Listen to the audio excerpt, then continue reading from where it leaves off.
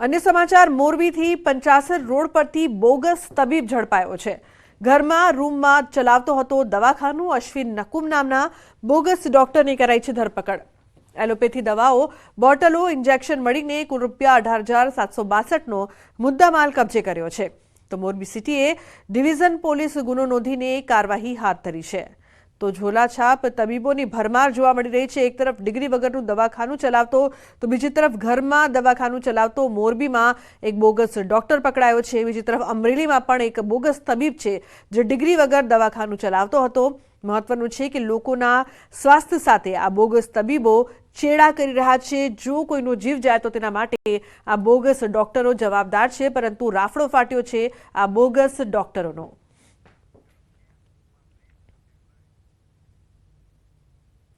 समाचारનો પ્રવાહ યથાવત રહેશે। હાલ કૈશ્વિક બ્રેક માટે આપ જોતા રહો ન્યૂઝ 18 ગુજરાતી।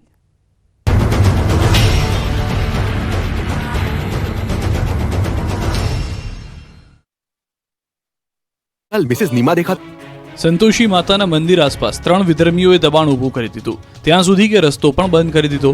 દ્વારકાના ખંભાળિયામાં 50 વર્ષ જૂના સંતોષી માતાના મંદિર આસપાસ હનીફ સુલેમાન, ગફાર અને ઉમર નામના શખ્સોએ દબાણ ઊભું કર્યું। પૂજારીએ ખંભાળિયા પોલીસને અરજી આપતા જ કાર્યવાહી શરૂ થઈ અને ગેરકાયદે ખડકી દેવાયેલું દબાણ દૂર કરી જમીન ખુલ્લી કરાવાઈ અને માતાજીના મંદિર સુધી જવાનો રસ્તો ચોખ્ખો કરી નાખ્યો। પોલીસે 3 આરોપીઓની પણ ધરપકડ કરી। પોલીસની તપાસમાં એવો ઘટસ્ફોટ થયો છે કે વિધર્મીઓએ સંતોષી માતા મંદિર અને સરકારી જગ્યાને બચાવી પાડવા માટે ખોટા દસ્તાવેજો પણ ઊભા કર્યા હતા। બધું જ પાક્કા પાયે કર્યા બાદ અહીં દબાણો ખડકી દીધા અને મંદિરના માર્ગમાં અવરોધ ઊભા કર્યા। જો કે ગેરકાયદે દબાણો વિરુદ્ધ આક્રમક તેવર દેખાડતી ગુજરાત પોલીસે તપાસમાં પળવારનો જ વિલંબ કર્યા વિના તપાસ આદરી અને દબાણોને દૂર કર્યા।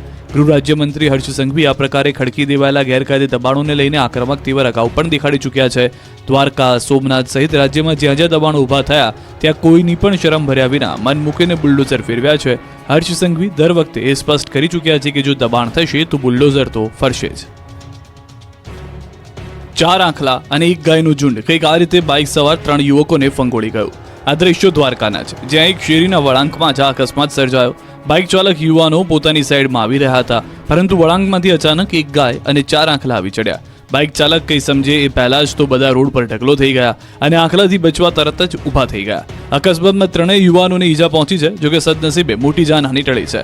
ફરી એક વખત જુઓ, આવી રીતે વળાંકમાંથી અચાનક જ રખડતા ઢોર આવી ચડશે તેવી તો કલ્પના પણ આ બાઇક ચાલક યુવાનોને નહોતી। આ ઘટના પરથી બધા એટલો બોધપાઠ લેવાનો છે કે વળાંકમાં ઢોર ઇન્ડિકેટર કે હોર્ન વગાડવાના નથી, આપણે જ જોઈ વિચારીને વાહનો હંકારવા પડશે।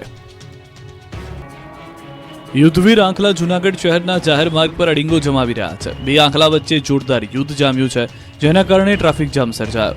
જાહેર રોડ પર અડધા કલાક સુધી આંખલાઓનું યુદ્ધ ચાલ્યું અને વાહન ચાલકો મુશ્કેલીમાં મુકાયા। જોકે ખબર નહીં કોઈ 2 લોકો એવી વાતો કરી રહ્યા હતા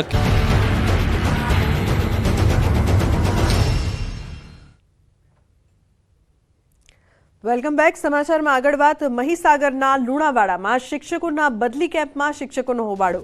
ગુજરાતભરમાંથી શિક્ષકો દૂર દૂરથી બદલી કેમ્પમાં આવ્યા છે। પોતાના વતનનો લાભ લેવા દૂર દૂરથી શિક્ષકો બદલી કેમ્પમાં વહેલી સવારથી આવી પહોંચ્યા હતા। જો કે જિલ્લા શિક્ષણ અધિકારી ન આવતા શિક્ષકોએ કર્યો છે હોબાળો। અગાઉ 15 દિવસ અગાઉ પણ બદલી કેમ્પ રાખવામાં આવ્યો હતો, પરંતુ મોકૂફ રાખતા શિક્ષકો નારાજ થયા હતા। આજે પણ શિક્ષકોનો બદલી કેમ્પ હોવાથી જિલ્લા શિક્ષણ અધિકારી ન આવતા શિક્ષકો નારાજ જોવા મળી રહ્યા છે। 19/11 રોજ અમારા જિલ્લામાં જિલ્લા ફેરબદલીનો કેમ્પ સમગ્ર ગુજરાતમાં જે રીતે ચાલુ થયેલું એ રીતે અમારા મહીસાગર જિલ્લામાં પણ ચાલુ કરવામાં આવ્યો હતો। એમાં 170 શિક્ષક મિત્રોના ઓર્ડરો એ કેમ્પમાં થયેલા હતા, પરંતુ કોર્ટ મેટલ થવાના કારણે આ જે સ્થગિત હતો એ આજરોજ નવેસરથી કોર્ટના આદેશ અનુસાર કેમ્પ ફરી ચાલુ કરવામાં આવ્યો છે। એમાં શિક્ષકો 25 થી 30 વર્ષથી બહારના જિલ્લામાં નોકરી કરતા હતા, પણ પોતાના વતનનો લાભ મળે એ હેતુથી ગુજરાત સરકારે આ કેમ્પ સમગ્ર ગુજરાતમાં યોજેલો એ પ્રમાણે અમારા જિલ્લામાં આજરોજ કોર્ટના આદેશ અનુસાર શરૂ કરવામાં આવ્યો છે। કોઈ હોબાળો નથી।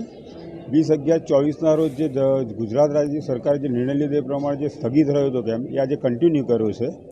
અને અમે ગઈ વખતે જેટલા ભર્યા હતા નામદાર કોર્ટનો જે આદેશ હતો એ અનુસાર જે વખતે ભર્યા હતા 20/11 એ સિવાયનો આજે કન્ટિન્યુ કેમ્પ ચાલુ રાખ્યો છે। મહીસાગર જિલ્લામાં છેલ્લા 15 દિવસમાં બીજી વાર બદલી કેમ્પ યોજાઈ રહ્યો છે। શિક્ષકો સમગ્ર ગુજરાતમાં દૂર દૂરથી આવી રહ્યા છે. કચ્છ સહિત રાજકોટ સહિત અનેક વિસ્તારોમાં દૂર દૂરથી અહીંયા રાત્રે મુસાફરી કરીને આવ્યા છે. આ બીજી વખત કેમ્પ યોજ્યો છે ત્યારે બીજી વખત પણ હોબાળો મોટા માત્રામાં જોવા મળી રહ્યો છે અને મોટી સંખ્યામાં શિક્ષકો અહીંયા આવી પહોંચ્યા છે. કેટલાક શિક્ષકો છે, આપણે તેમની સાથે સીધી વાત કરીશું.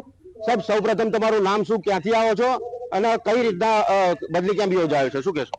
મારું નામ સોલંકી મહિપાલસિંહ છે. હું કચ્છ જિલ્લામાંથી આવ્યો છું અને અમને સરકારશ્રીની ગાઈડલાઈન પ્રમાણે 9:30 વાગે હાજર રહેવાનું કહ્યું હતું. 9:30 વાગે અમે ઓલરેડી કેમ્પસ ઉપર આવી ગયા છીએ, પણ હજી સુધી કેમ્પ સ્ટાર્ટ નહીં થઈ શક્યો. એટલે મારી નમ્ર વિનંતી છે કે ઝડપથી કેમ્પ શરૂ થાય, જેથી કરીને આગલી વખતે પણ અમારે પાછું જવું પડ્યું હતું. 700 કિલોમીટરથી આવવું, વારંવાર સમય વેડફાય છે અને વારંવાર પરિવારની ભાવનાઓ સાથે ચેડા થતા હોય છે. એટલે મારી નમ્ર વિનંતી છે કે ઝડપથી કેમ્પ શરૂ થઈ જાય અને આ વખતે એક પણ શિક્ષકને નિરાશ ના થવું પડે.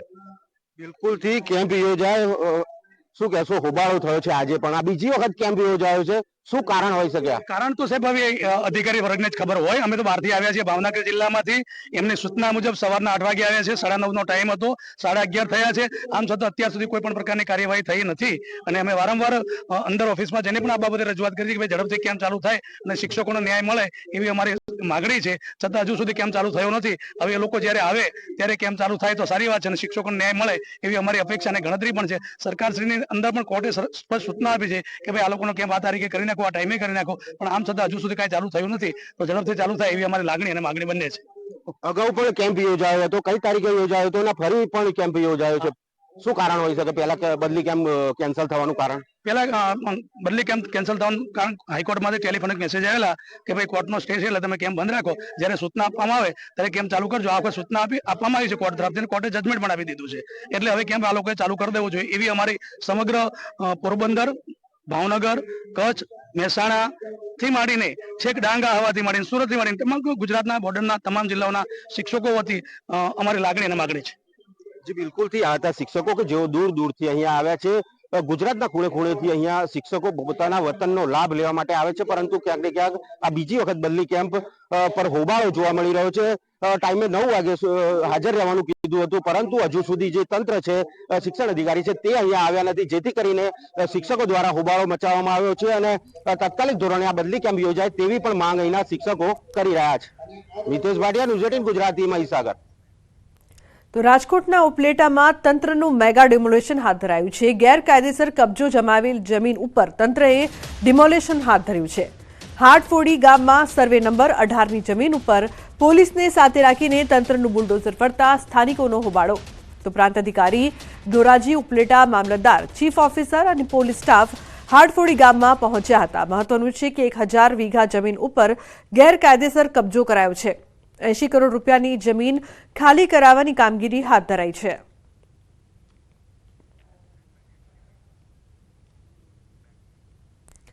તો રાજ્યમાં ફરી એકવાર વાલીઓ અને વિદ્યાર્થીઓ લાઇનોમાં ઉભા રહેવા મજબૂર બન્યા છે. શાળા કોલેજમાં અભ્યાસ કરતા વિદ્યાર્થીઓના અપારકાટની યોજના આવતા વાલીઓ વિદ્યાર્થીઓની મુશ્કેલીમાં વધારો થયો છે. તેવામાં વડોદરાથી જે દ્રશ્યો સામે આવ્યા છે તે ખૂબ જ ચોંકાવનારા છે, જેમાં જોઈ શકાય છે કે 12 વાગ્યા સુધી અધિકારીઓ કચેરીમાં ન ફરકતા વાલી તથા વિદ્યાર્થીઓને કેટલી હાલાકી ભોગવવી પડી રહી છે. 3 થી 4 ધક્કા ખાધા છતાં કામ નથી થઈ રહ્યું. લોકો વહેલી સવારથી અહીં આવીને લાઇનમાં ઊભા રહે છે, તેમ છતાં તેમના કોઈ કામ નથી થઈ રહ્યા. સાંભળો તેમના જ મોઢેથી તેમની આપવીતીને. મિસ્ટેક માટે મને 4 થી 5 ધક્કા ખાવા પડ્યા છે. અને મારા 3 થી 4 ક્લાસીસ છૂટી ગયા છે. હું સવારે 9 વાગ્યાથી આવ્યો છું. 3 થી 4 ધક્કા ખાધા છે. મને કે છે આ ડોક્યુમેન્ટ લઈ આવો, પેલું ડોક્યુમેન્ટ લઈ આવો. લાઈન છે ને શું લાગે છે કેટલા કલાકે નંબર આવશે? હજુ 2-2.5 કલાકે નંબર આવશે મારો. 6:30 ના સવારે ઉભા છે. 11:30 11:15 વાગ્યા છે અત્યારે, હજી કોઈ આવ્યું નથી અહીંયા. આજે અમે રજા જ કરાઈ છે સ્કૂલમાં છોકરાઓ જતા જ નહીં કે ત્યાં આધાર કાર્ડ માંગ કરે છે ટીચરો, એટલે એના માટે અમે અહીંયા આગળ સવારે 6:30 ના લાઈનમાં જ ઉભા છીએ. અને હજુ સુધી તો અધિકારીઓ આવ્યા જ નથી. અત્યારે લગભગ 11:15 થયા તો પણ હજુ અધિકારીઓ આવ્યા નથી કોર્પોરેશનના. એટલે ખરેખર કોર્પોરેશનની કામગીરી પર અમને અસંતોષ છે. આ લગભગ 60 થી 70 જણા છે અહીં ગાડી, અને અમારો 30મો કે 32મો નંબર છે, અને હજુ અમારો 30મો નંબર આવતા બી 2 કલાક થશે. તો બુલેટિનમાં હાલ બસ આટલું જ. તમામ મહત્વપૂર્ણ સમાચાર માટે આપ જોતા રહો ન્યૂઝ 18 ગુજરાતી. નમસ્કાર.